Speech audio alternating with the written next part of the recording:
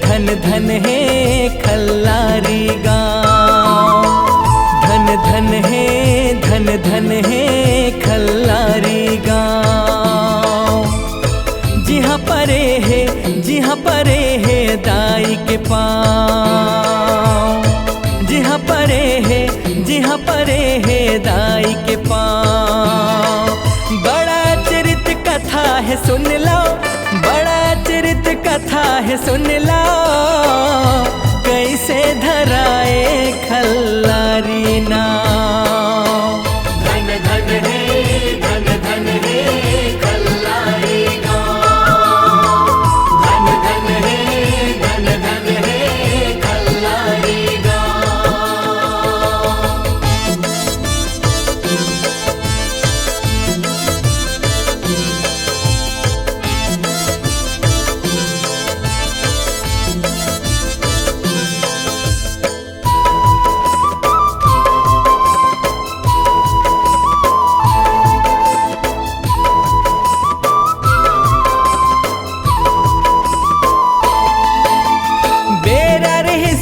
महाभारत के खलवाट का मन भाएगा। रानी कुंती पांडव संग माँ बनवासे माएगा।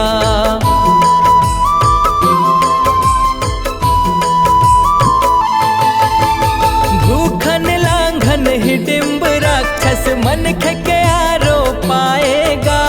पांडव मन ला बुलाए खातिर बहन ला हुक्म सुनाएगा। बैरी पाप धरे है मन माँ, बैरी पाप धरे है मन माँ।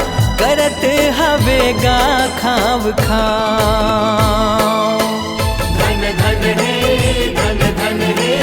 खल्लारी गाँव। धन धन है खल्लारी गाँव।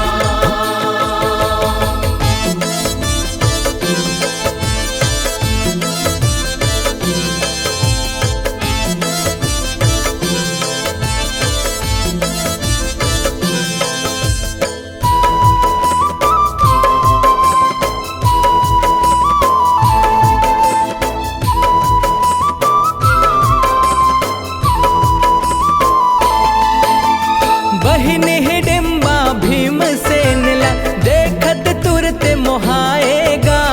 बैरी खलकामी के नियत ला पांडव मन ला बताएगा।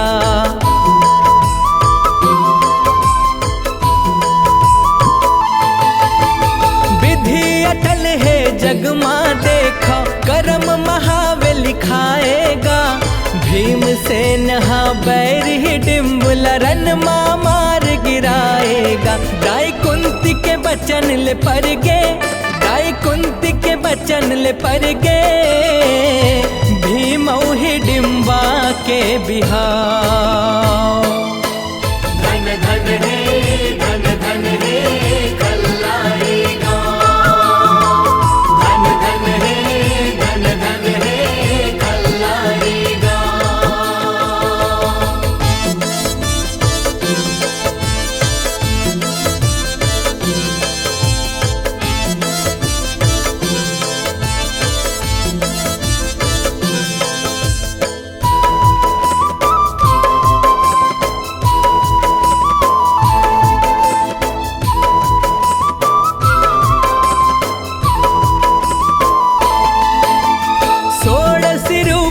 दाई खल्लारी घूमे हाट बजारेगा।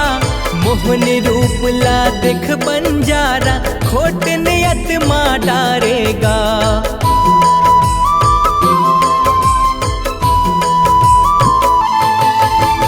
पखरा पर गे बंजारा, ऐसे सराप दाई पारेगा। डोंगरी पहाड़ बिराजे माता, धरे मायाओ दुलारेगा। सरध भगत के भावल बन गे, सरध भगत के भावल बन गे। ऊपर पहाड़ी मामा के ठाव। धन धन है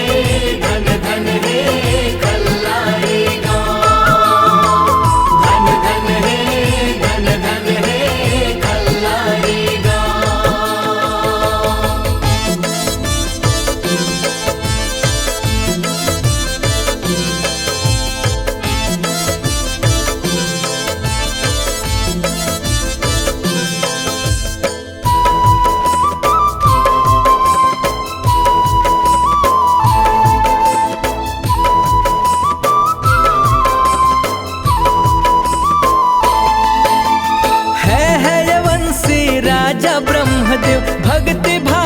सनाएगा।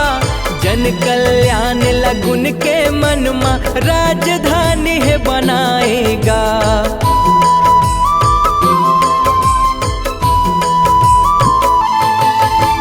भाव भक्ति के शक्ति ले राजा जगमा नाव कमाएगा। नगर के रक्षा खातिर वो दाइल सौहे बसाएगा। चार मुड़ा म बगरत हावे, चार मुड़ा म बगरत हावे, अचरा के निर्मल छाँव। धन धन है, धन धन है कल्लारी गाँव। धन धन है, धन धन है कल्लारी गाँव।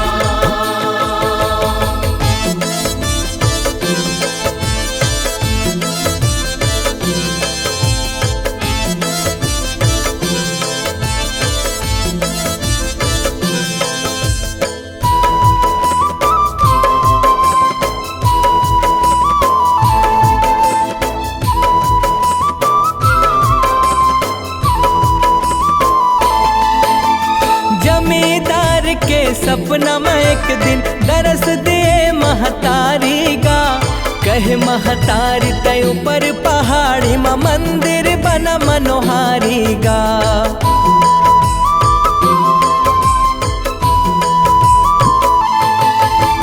भगतन मन बर बन के सहाय जिहाँ गिरे है कटारी गा। शक्ति पीठ के रूप में विराजे नाव धरे खल्लारी गा। कांति कार्तिक धनेन्द्र संगमा, कांति कार्तिक धनेन्द्र संगमा, परत हवे नित नित पाँव। धन धन है, धन धन है कल्लारी गाँव। धन धन है, धन धन है कल्लारी गाँव। जिहाँ परे है दाई के पाँव। जिहाँ परे है दाई के पाँव। बड़ा चरित कथा है सुन लो, बड़ा चरित कथा है सुन लो, कैसे धराए खल्लारी नाव।